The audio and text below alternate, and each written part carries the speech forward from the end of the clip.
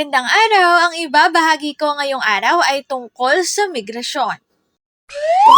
Magbasa, makinig, matuto at magsaya. Ako si Binibining Menya. Handa na ba kayo? Tara na, umpisa na nating isa-isahin at pirapirasuhin ang mga detalyeng nakapaloob dito. Maaari kong ibigay ang soft copy ng video na ito, mag-email ka lamang o kaya naman ay mag-message sa aking Facebook page.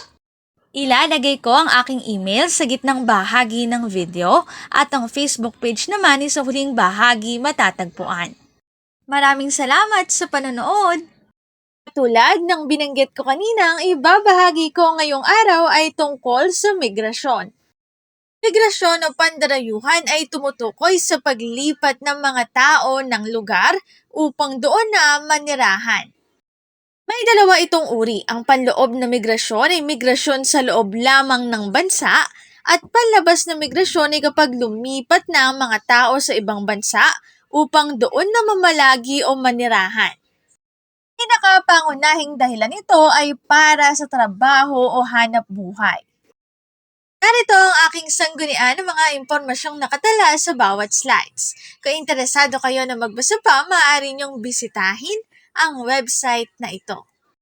Migrasyon, dito na nagtatapos ang aking pagbabahagi. Sana ay marami kayong natutuhan. Muli, magbasa, makinig, matuto at magsaya. Ako si Binibining Menya. Paalam!